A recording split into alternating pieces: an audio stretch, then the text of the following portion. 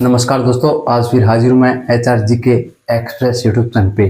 दोस्तों, हमने ना एक व्हाट्सएप पे MCQ सीरीज का ग्रुप बना रखा है और उसमें हमने 2 MCQ सीरीज साइंस की डाली थी। ठीक है, तो आज उनकी जो साइंस की MCQ सीरीज है उनका वीडियो सॉल्यूशन देखते हैं। ठीक है, तो चलिए माँ सरस्वती जी का नाम लेकर हम आज का ये अपना लेक्चर शुरू करते हैं। ठीक है जी, कोई भी कार्य करो पहले माता रानी को याद करना बहुत जरूरी है। जय माँ सरस्वती, जय माँ सरस्वती जी, जय माँ सरस्वती जी। तो हमारा पहला क्वेश्चन है, पहला question T cell, T cell, T cell, T cell कौन से पदार्थ का हिस्सा है? टी सेल कौन से पदार्थ का हिस्सा है? टी सेल कौन से पदार्थ का हिस्सा है? टी सेल कौन से पदार्थ का हिस्सा है? तो अब इसके हम ऑप्शन देखते हैं।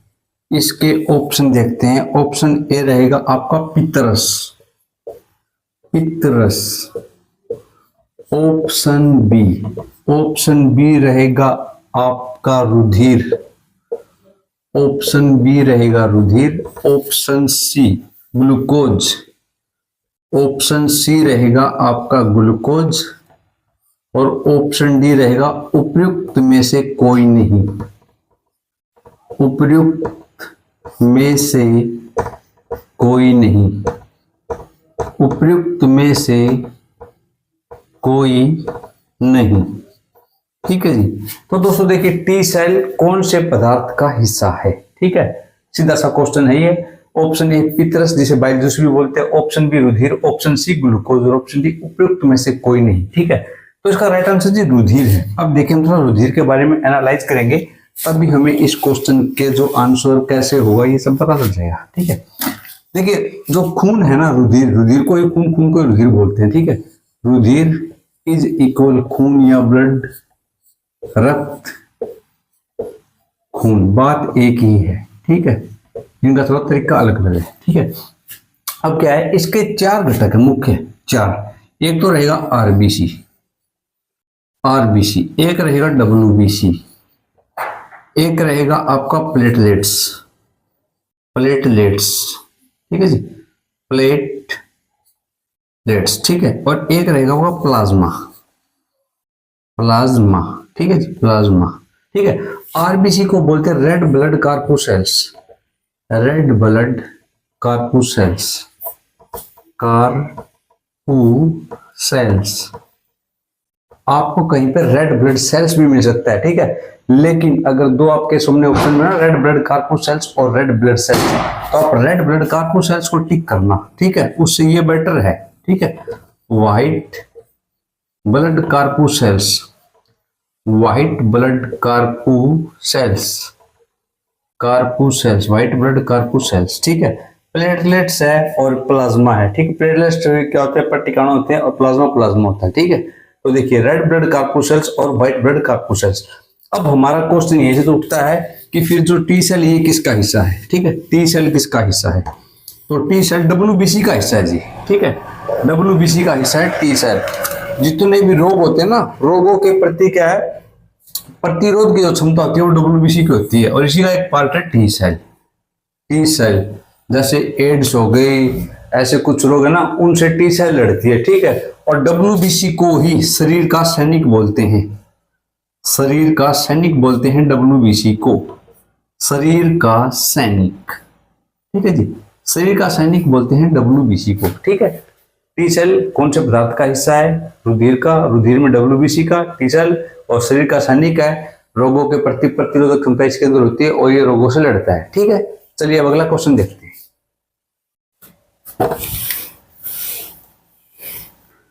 अगला क्वेश्चन देखते हैं।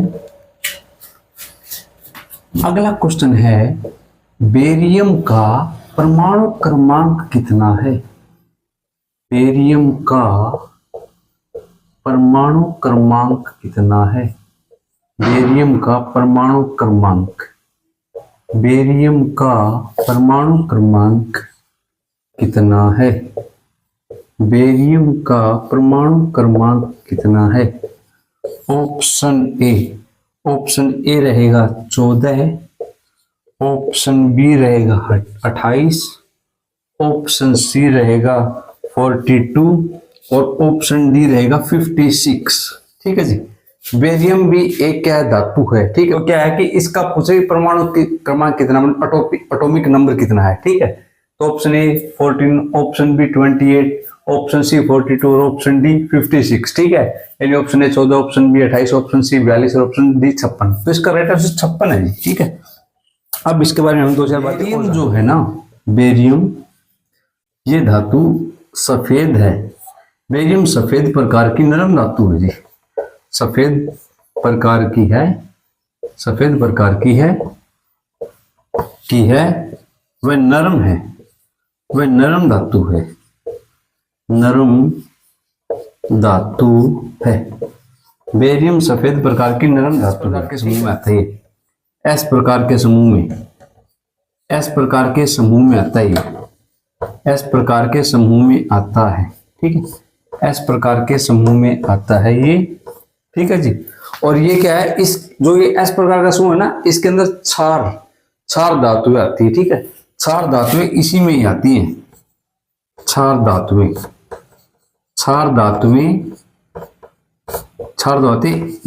इसी समूह में आती हैं, चार धातुएं इसी समूह में आती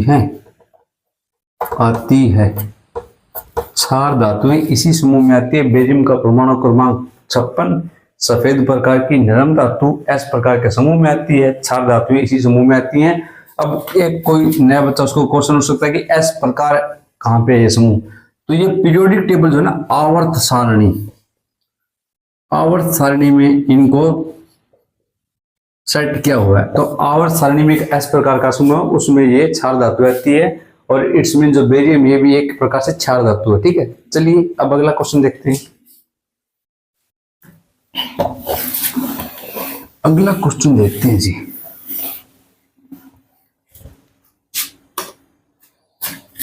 अगला क्वेश्चन है बैक्टीरियोफेज।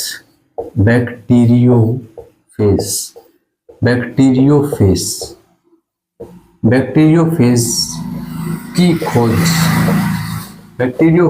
की खोज किसने की थी?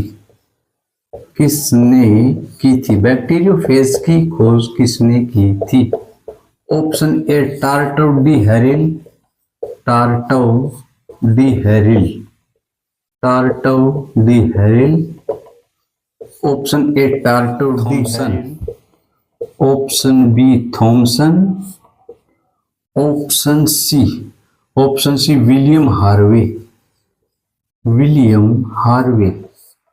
ऑप्शन सी विलियम हार्वे और option d Macmillan, option d रहेगा मैकमिलन। ठीक है जी, तो दोस्तों हमारा क्वेश्चन ये कि बैक्टीरियोफेज की खोज किसने की थी। बैक्टीरियोफेज पर तो क्वेश्चन ये बैक्टीरियोफेज है क्या, क्वेश्चन तो जायज है, तो उसकी खोज किसने की, फिर टार्टो डी हैरिल जी या थॉमसन जी या विलियम हार्वे जी या मैकमिलन जी। ठीक है, तो इसमें राइट आंसर टार्टो डी हैरिल है जी। ठीक है, अब हम समझे कि ये बैक्टीरियोफेज होता क्या है ना, ये जरूरी है।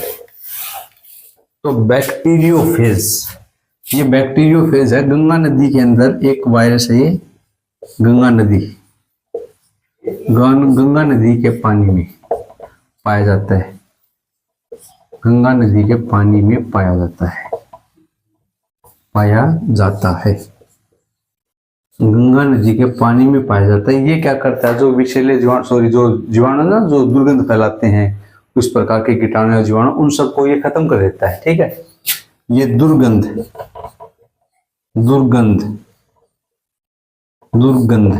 या बीमारियां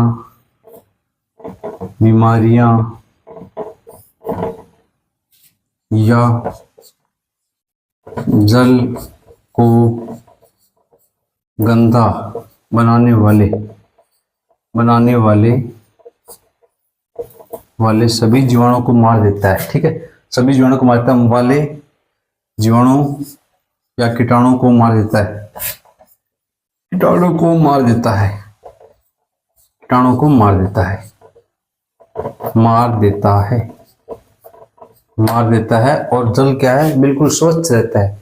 देखो हमारी धार्मिक मान्यता में बोलते हैं गंगा नदी का जल देख लो, कभी भी है ना बदबू नहीं मारता, चाहे आप उसको बोतल में रख के कितने साल ही रखे रखो, लेकिन उसके अंदर ऐसा कभी नहीं मिलेगा। क्यों नहीं मिलेगा? बैक्टीरियोफेज के कारण। ठीक है, बैक्टीरियोफेज एक कीटाणु, इसकी खोज की थी टार्टर डी हैरिल ने। ठीक है, अब हम अपना अगला क्वेश्चन देखते हैं।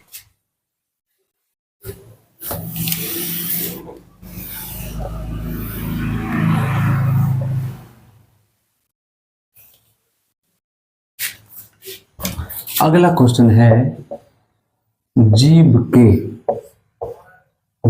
के कौन से हिस्से से, जीभ के कौन से हिस्से से, जीभ के कौन से हिस्से से हमें खट्टे स्वाद का अनुभव होता है, खट्टे स्वाद का अनुभव होता है, खट्टे स्वाद का अनुभव होता है, खट्टे स्वाद का अनुभव होता है। जीभ के कौन से हिस्से से हमें खट्टे स्वाद का अनुभव होता है? ऑप्शन ए पीछे का भाग, पीछे का भाग। ऑप्शन बी रहेगा आपका किनारे का भाग, किनारे का भाग, किनारे का भाग। ऑप्शन सी रहेगा मध्य का भाग, मध्य का भाग। और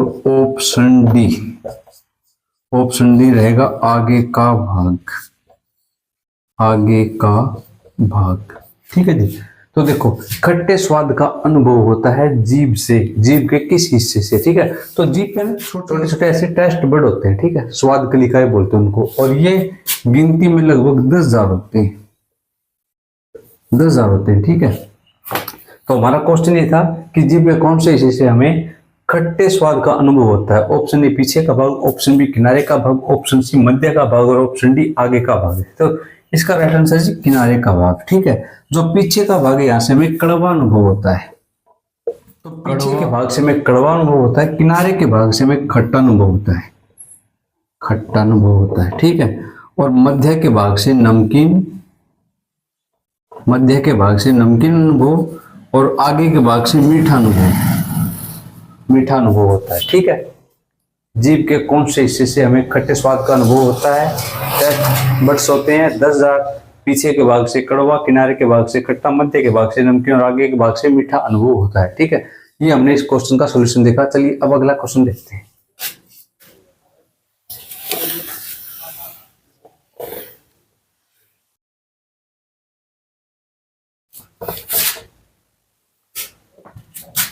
अगला क्वेश्चन है stainless, stainless steel, stainless steel कौन सी धातुओं से बनाया जाता है? कौन सी धातुओं से बनाया जाता है, बनाया जाता है? स्टेनलेस स्टील कौन सी धातुओं से बनाया जाता है? तो ऑप्शन ए रहेगा आपका क्रोमियम, क्रोमियम व निकिल, क्रोमियम व निकिल। ऑप्शन बी रहेगा आपका लोहा व निकल, लोहा व निकल, व टीन, तांबा व टीन। और ऑप्शन डी रहेगा आपका जिंक, जिंक व निकल, जिंक व निकल। ठीक है, तो दोस्तों हमारा क्वेश्चन ये है कि स्टेनलेस स्टील कौन सी धातु से बनाया जाता है? ऑप्शन ए क्रोमियम व निकल, ऑप्शन बी लोहा व निकल, ऑप्शन सी तांबा व टीन, और ऑप्शन डी जिंक व निकल। ठीक है, तो इसका राइट आंसर रहेगा आपका क्रोमियम व निकल। ठीक है, क्रोमियम व निकल से स्टेनलेस स्टील का निर्माण किया जाता है, और इसमें कुछ थोड़ा बहुत कार्बन का भी यूज किया जाता है, कार्बन का। ठीक है, कार्बन का। लेकिन मुख्य रूप से क्रोमियम व निकल का ही यूज किया जाता है। फिर लोहा व निकल, लोहा व निकल से निकल स्टील बनाया जाता है, निकल स्टील, नकली स्टील नहीं, निकल स्टील बनाया जाता है। अब तांबा व टीन, तांबा व टीन से कांसा बनाया जाता है, कांसा। गांव में देखना आपको कांसे के बर्तन मिलेंगे, ठीक है, तो कांसा बनाया जाता है। फिर है जिंक व निकल, जिंक व निकल से जर्मन सिल्वर बनाया जाता है, जर्मन सिल्वर, जिंक व निकल से जर्मन सिल्वर बनाया जाता है, ठीक है। स्टेनलेस स्टील कौन सी धातु से बनाया जाता है? क्रोमियम व निकल, लोहा व निकल, तांबा व टीन, जिंक व निकल। राइट आंसर क्रोमियम व निकल। और कार्बन का थोड़ा सा हिस्सा यूज किया जाता है, लेकिन मुख्य रूप से अपने क्रोमियम व निकल यूज होते हैं। लोहा व निकल से निकल स्टील, तांबा व टीन से कांसा, जिंक व निकल से जर्मन सिल्वर। तो दोस्तों इन्हीं 5 क्वेश्चन के साथ आज की मेरी एमसीक्यू सीरीज यही समाप्त होती है। आपको वीडियो कैसा लगा कमेंट सेक्शन में बताएं। अगर आप चैनल पर नए हैं तो चैनल को लाइक करें, शेयर करें, सब्सक्राइब करें, दोस्तों के साथ में वीडियो को साझा कीजिए। जितने ज़्यादा स्टूडेंट्स वीडियो को देखेंगे, लाइक करेंगे, कमेंट करेंगे, सब्सक्राइब करेंगे, उतना ही मेरा उत्साहवर्धन होगा और मैं ऐसे आपके लिए वीडियो लाता रहूँगा, ठीक है। और फिर हम जल्दी ही एक सीटी जो है आगे दिसंबर में बोल रहे उसका एग्जाम होगा, तो उसको लेकर एक नई सीरीज चलाएंगे जिसमें हर विषय से 2-2 4-4 क्वेश्चन उठा के और एक सीरीज प्रैक्टिस सीरीज शुरू की जाएगी, ठीक है। और आपको इस विषय में कोई सुझाव देना हो तो कमेंट सेक्शन में आपका स्वागत है। चलिए, आप सब सदैव स्वस्थ रहो, खुश रहो, व्यस्त रहो, मस्त रहो। जय हिंद, जय भारत।